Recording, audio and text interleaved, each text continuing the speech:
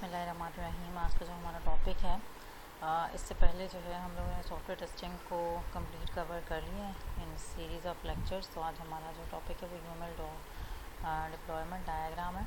ठीक है, तो क्योंकि ये लास्ट फेज़ होता है एसटीएलसी के अंदर, तो आज का जो मेन हमारा एम है वो हम डिप्लॉयमेंट डायग्राम को जो है वो थोड़ा सा ब्रीफली देखेंगे।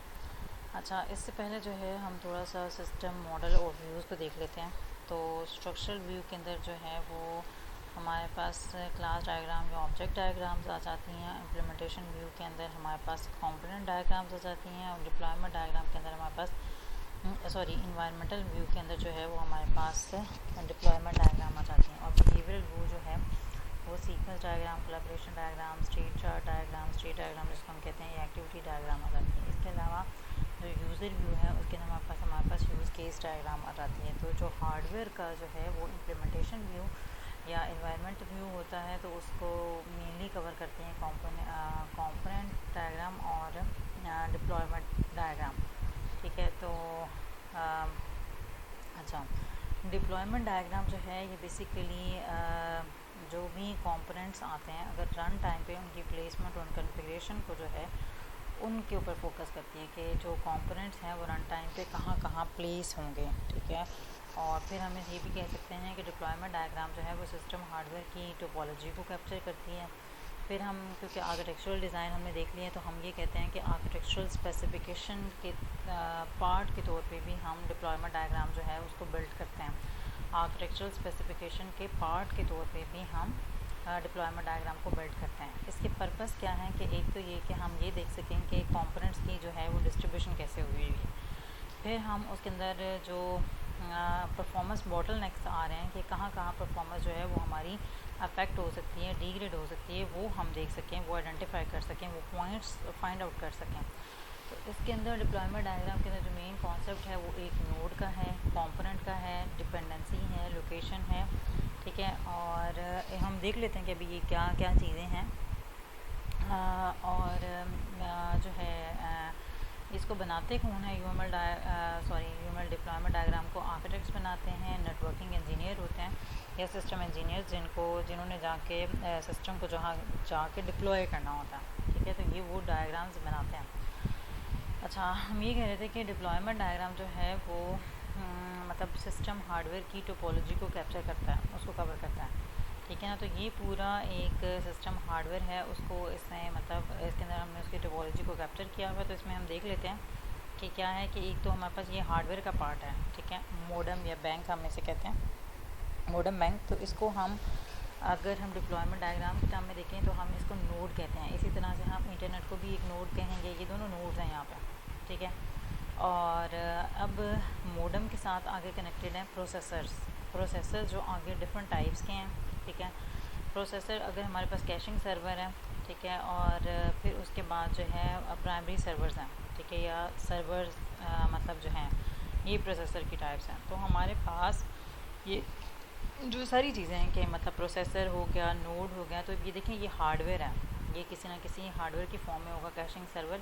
और इसी तरीके से हमारे पास ये प्रोसेसर्स हैं, प्राइमरी सर्वर या सर्वर्स, तो ये भी हमारे पास हार्डवेयर्स हैं, मतलब कोई इंटरनेट फिज़िकली कोई ना कोई चीज़ एग्जिस्ट कर रही है। ठीक है, तो ये हमारे पास क्या हैं, ये नोड्स हैं। और इसी तरीके से जो हमारे पास किस फॉर्म में ये इस जो है सर्वर्स नेट के साथ कनेक्टेड हैं, तो इसको भी हम नोड कहेंगे। तो आप ये देख लें कि जो चीज़ें हार्डवेयर की फॉर्म में अवेलेबल हैं उनकी जो टोपोलॉजी को जो है वो कैप्चर करता है, वो डिप्लॉयमेंट डायग्राम के अंदर करते हैं। एक और बात इसमें नोटिस करें कि हम ये जो है नोड्स को जो है, ये नोड हमने बता दिया कि ये नोड्स हैं, इसको हम 3D बॉक्सेस के थ्रू जो है वो रिप्रेजेंट करते हैं। कि अब अगर हम ये देखें कि इस डिप्लॉयमेंट डायग्राम के अंदर जो है नोड्स को आइडेंटिफाई करना है कि विच आर नोड्स, तो हम इजीली बता सकते हैं कि कितने हमारे पास नोड्स हैं, कि 1 2 3 4 5 6, और एक अगर हम इसको भी ऐड अप करें तो ये हमारे पास टोटल जो है वो 7 नोड्स हो जाएंगे। ठीक है, और एक इंटरनेट का भी नोड है, तो हम ये कह सकते हैं कि ये 8 नोड्स हैं। ठीक है, इंटरनेट का भी नोड है। फिर उसके बाद इनके कनेक्शंस हैं जिनको हम सीधी लाइनों के साथ हम रिप्रेजेंट कर सकते हैं। अच्छा, डिप्लॉय जो है डिप्लॉयमेंट डॉक्यूमेंट डायग्राम क्या करती है कि नोड्स के अंदर जो है उनके हम कंपोनेंट्स को भी लगा सकते हैं। ठीक है, नोड्स हमारे पास एक हार्डवेयर है, उसके अंदर उसके कंपोनेंट्स क्या क्या हो सकते हैं। जैसे कि हमारे पास ये ब्लड एनालाइज़र है तो उसके अंदर क्वार्ट्ज एनालाइज़र, ठीक है, इसी तरह टेक्नीशियन है। तो अभी देखें हमारे पास ये वाली जो चीज़ें ये सारे हमारे पास नोड्स हैं। ठीक है, और ये सारे जो हैं ये क्योंकि ये 3D बॉक्स है, ये भी 3D बॉक्स है, ये भी 3D बॉक्स है, ये भी 3D बॉक्स है, तो ये हमारे पास 3 इसमें नोड्स हैं।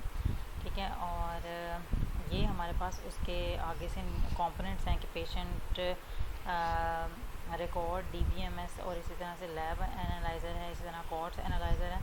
तो ये हमारे पास आगे से इसके कंपोनेंट्स हैं। ठीक है, अब नेक्स्ट ये वाली चीज़ है, ये इसके इंटरफेसेस हैं कि इस इंटरफेस के थ्रू ये इसके साथ कनेक्टेड है, इस इंटरफेस के थ्रू ये इसके साथ कनेक्टेड है। ठीक है, तो यहाँ से जो है वो हमारे पास रिज़ल्ट्स लैब एनालाइज़र से आएंगे और ये जो है ये पेशेंट रिकॉर्ड DBMS जो है इसने अपडेट कर देना है। ठीक है, लैब एनालाइज़र से जब रिज़ल्ट आएगा तो वो अपडेट कर देगा हर पेशेंट का जो रिकॉर्ड है डेटाबेस के अंदर, और क्वार्ट एनालाइज़र से जो भी रिज़ल्ट आएगा तो वो हमारे पास लैब एनालाइज़र के पास आ जाएगा। ठीक है, अच्छा, इसके अंदर बेसिकली हमने ये देखा कि हमारे पास ये तो थे बेसिकली नोड्स जो कि हमने कहा कि ये 3D बॉक्सेस के थ्रू रिप्रेजेंट हुए हैं और हम इसके अंदर डिप्लॉय कर सकते हैं कंपोनेंट्स को। तो ये वाली जो चीज़ें हैं ये हमारे पास कंपोनेंट्स हैं। ये C1 हम इसे कह सकते हैं। इसी तरह हमारे पास ये जो है वो C2 आ जाएगा, कंपोनेंट 2, और इसी तरह से हमारे पास ये जो है ये C3। और फिर मैंने एक और बात बताई कि ये वाली जो चीज़ है ये हमारे पास इंटरफेस है। ठीक है, ये हमारे पास इंटरफेस प्रोवाइड किया हुआ है कि किस इंटरफेस के थ्रू जो है वो एक नोड जो है, एक नोड का कंपोनेंट दूसरे नोड के साथ कनेक्टेड है। अच्छा, फिर उसके बाद क्या है कि डिप्लॉयमेंट डायग्राम जो कंपोनेंट डायग्राम होती है वो उसके अंदर हम उसके स्टैटिक इंफॉर्मेशन शो करते हैं। ठीक है, कि क्या क्या पार्ट्स हैं उसके, जबकि डिप्लॉयमेंट डायग्राम के अंदर जो है उसकी कन्फिग्रेशन के रन टाइम हम शो करते हैं कि प्रोसेसिंग एलिमेंट जो रन टाइम पे इन्वॉल्व होते हैं ये सॉफ्टवेयर कंपोनेंट्स हैं, सॉफ्टवेयर एलिमेंट्स हैं, प्रोसेसेस हैं और ऑब्जेक्ट्स। ठीक है, उनकी कन्फिग्रेशन को जो कन्फिगर हो रहे होते हैं वो डिप्लॉयमेंट डायग्राम के थ्रू हम रिप्रेजेंट कर सकते हैं। ठीक है, software component instances represented run time manifestation of code units. ठीक है ना, तो हमारे पास मतलब सॉफ्टवेयर जो कंपोनेंट इंस्टेंसेस होते हैं वो तो उसकी run time manifestation of code units से शो करते हैं, जबकि डिप्लॉयमेंट डायग्राम जो है वो उनकी प्रोसेसिंग एलिमेंट्स की, सॉफ्टवेयर कंपोनेंट्स की, प्रोसेस की और ऑब्जेक्ट्स की जो है कन्फिग्रेशन को शो करता है। अच्छा, कंपोनेंट्स जो हैं रन टाइम एंटिटीज़ के तौर पे एग्जिस्ट नहीं होती, रन टाइम एंटिटीज़ के तौर पे जो अपीयर नहीं होते वो डिप्लॉयमेंट डायग्राम के अंदर नहीं आते। ठीक है, वो सिर्फ कंपोनेंट के डायग्राम के अंदर ही आएंगे, क्योंकि कंपोनेंट डायग्राम के अंदर हम स्टैटिक कंपोनेंट शो करते हैं और जबकि डिप्लॉयमेंट डायग्राम के अंदर जो है वो हमारे पास रन टाइम पे जो भी चीज़ें इन्वॉल्व हो रही होती हैं वो डिप्लॉयमेंट डायग्राम के अंदर आती हैं। अच्छा, इसमें डिप्लॉयमेंट डायग्राम यूज़फुल है कि हमने उसका system diagram system design show करना है कि जब उसकी सब सिस्टम डिकम्पोजिशन, कंकरेंसी या हार्डवेयर सॉफ्टवेयर मैपिंग हो जाती है तो उसके बाद जो है हम डिप्लॉयमेंट डायग्राम बनाते हैं। ठीक है, फिर ये है कि डिप्लॉयमेंट डायग्राम जो है वो नोड्स का एक ग्राफ है जिसके अंदर हम कम्युनिकेशन एसोसिएशंस के थ्रू जो है नोड्स को कनेक्ट करते हैं कम्युनिकेशन एसोसिएशंस के साथ। अब यहाँ भी ये देखें कि नोड्स जो हैं वो 3D बॉक्सेस के साथ मतलब शो होते हैं। ठीक है, और फिर हमने ये कहा कि नोड के अंदर कंपोनेंट इंस्टेंसेस भी हो सकते हैं, फिर उसके बाद कंपोनेंट्स के अंदर में भी हो सकता है कि उनके ऑब्जेक्ट्स भी हों, कि जो ये शो कर रही हूँ कि हमारे पास ये ऑब्जेक्ट जो है वो इस कंपोनेंट का पार्ट है। अच्छा, फिर नेक्स्ट है कि हमारे पास ये तो हमने पढ़ लिया कि डिप्लॉयमेंट डायग्राम जो है वो बेसिकली ग्राफ है नोड्स का कि जो कम्युनिकेशन एसोसिएशन के साथ कनेक्टेड है। फिर उसके बाद हमने ये देखना है कि कंपोनेंट्स के अंदर जो है वो ऑब्जेक्ट्स हो सकते हैं और ऑब्जेक्ट्स ये शो करेंगे कि वो भी कंपोनेंट का पार्ट है, और कंपोनेंट्स जो हैं वो अगर एक फॉर एग्ज़ाम्पल C1 को C2 के साथ कनेक्ट करना है तो वो डैश्ड एरो डिपेंडेंसीज के साथ जो हैं वो एक ही नोड के अंदर जो है वो हम शो कर सकते हैं। ठीक है, अगर हमने यहाँ पे ये शो करना है तो हम इनके डैश्ड एरोज़ लगाएंगे, ठीक है ना। अगर फॉर एग्ज़ाम्पल ये किसी दूसरे नोड के साथ कनेक्टेड है, मतलब ये वाला जो एक कंपोनेंट है C1 लेट्स से C3 के साथ कनेक्टेड है, तो हम इसको जो है वो मतलब जो एरर है, मतलब ये जो सॉलिड लाइन है, और साथ हम यहाँ पे एक सर्कल बना देते हैं, ओपन सर्कल, ठीक है। और डिप्लॉयमेंट डायग्राम जो है वो बेसिकली हार्डवेयर की एक्चुअल कॉन्फ़िगरेशन को शो करती है, जिसके अंदर नोड्स हो सकते हैं या प्रोसेसर्स हम उनको कह सकते हैं, सॉफ्टवेयर जो कंपोनेंट्स की फॉर्म में शो होते हैं, फिर प्रोसेसर्स या ऑब्जेक्ट्स भी हम उसके अंदर मतलब के थ्रू जो है हार्डवेयर का कॉन्फ़िगरेशन को शो करते हैं। तो ये बेसिकली डिप्लॉयमेंट डायग्राम के अंदर या तो नोड्स होंगे, ठीक है, नोड्स भी हो सकते हैं, नोड्स सॉफ्टवेयर कंपोनेंट्स प्रोसेसेस और ऑब्जेक्ट्स के थ्रू जो है वो हम हार्डवेयर की एक्चुअल कॉन्फ़िगरेशन को शो करते हैं। जैसे हमारे पास इसमें ये है कि कस्टमर कंप्यूटर है, वो एक वेब सर्वर है और एक डेटाबेस है, ठीक है। तो इनके दरमियान जो कनेक्शन है मतलब उसका नेम भी हम दे सकते हैं कि किस टाइप का कनेक्शन है। तो ये देखें कि ये हमारे पास बेसिकली नोड्स हैं, ठीक है, जो कि 3D बॉक्सेस के थ्रू जो है वो शो होते हैं। तो ये इसमें क्या है कि capture the distinct number of computers, ठीक है, कम्युनिकेशन मोड्स जो HTTP या JDBC है। तो कंपोनेंट डायग्राम को भी जो है वो इसके अंदर एम्बेड किया जा सकता है डिप्लॉयमेंट डायग्राम के अंदर। जैसे कि इसमें आप देख सकते हैं कि डिप्लॉयमेंट के क्योंकि ये नोड्स हैं, ठीक है, जो 3D बॉक्सेस हैं, तो इसको अंदर जो ये चीज़ है, ये वाली चीज़, ये सारी जो है ये कंपोनेंट डायग्राम्स की है, ठीक है, ये आप देख सकते हैं। तो अब इसके अंदर ये देखें, ये कनेक्शन टाइप बताया हुआ है TCP/IP, और इसी तरह यहाँ पे भी TCP/IP बताया हुआ है।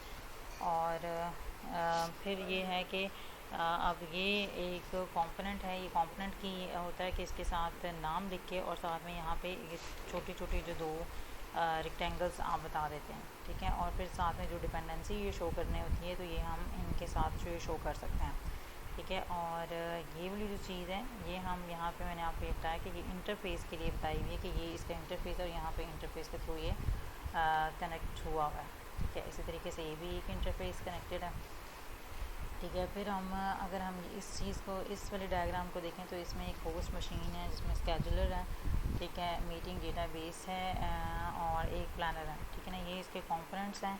और इसी तरह ये हमारे पास जो है ये क्लास है। तो हमारे पास ये कहना है कि डिपेंडेंसी अगर जब हम नोड के अंदर रिप्रेजेंट करेंगे तो ये है, और ये वाली जो डिपेंडेंसी है ये बिटवीन नोड्स की हम इसके थ्रू पे एक सॉलिड लाइन और ये वाली जो चीज़ है ये हम इसके साथ लगाते हैं। इसकी हम डिटेल में नहीं जाएंगे क्योंकि हम इसको कंपोनेंट डायग्राम को ज़्यादा कवर नहीं करेंगे, ठीक है। तो ये हमारे पास ये मैं आपको बताया 3D बॉक्स है। तो ये क्या होता है कि हमारे पास नोड होता है, ठीक है, और ये इंटरफेस के लिए बस आपको ये पता होना चाहिए कि ये UML इंटरफेस है, ठीक है ना। एक कंपोनेंट से दूसरे कंपोनेंट के जब हम एक नोड से दूसरे नोड का यूज़ करेंगे तो डिपेंडेंसी को हम इस तरह से शो कर सकते हैं। अच्छा, ये तो था हमारा लेक्चर नंबर 31।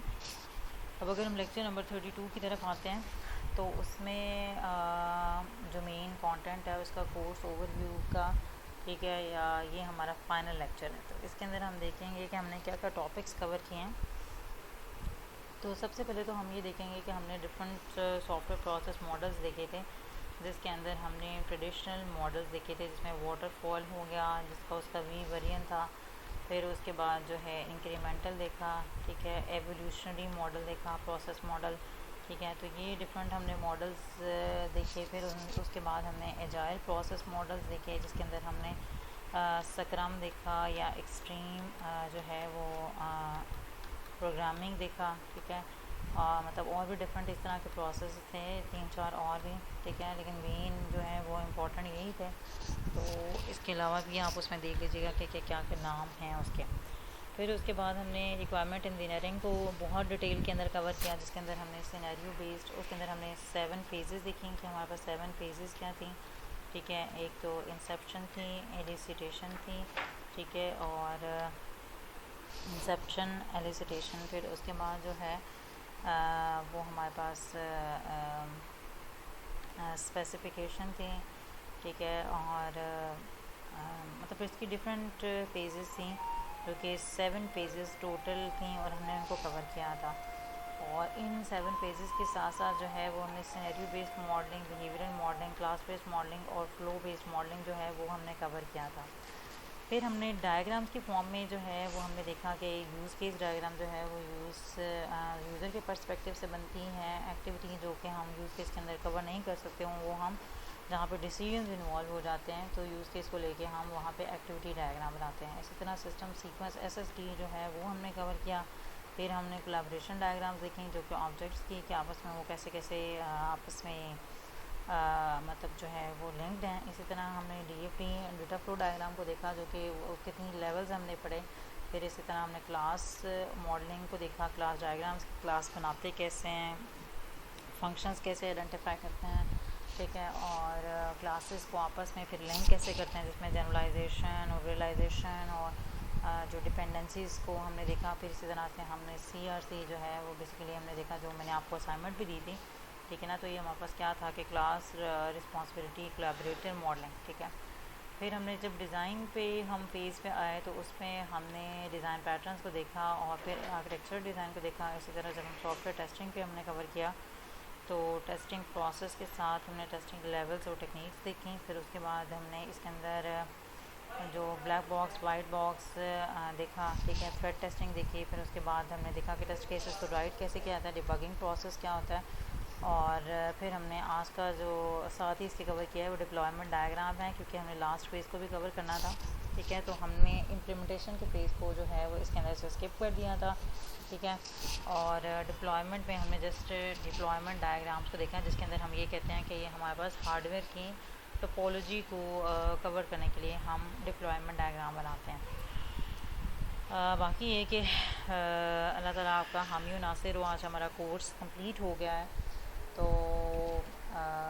कोई भी क्वेश्चन हो तो वो मुझे आप व्हाट्सएप और MS Teams पे कर सकते हैं और वो मुझसे पूछ लीजिएगा। तब तक के लिए अल्लाह हाफ़िज़।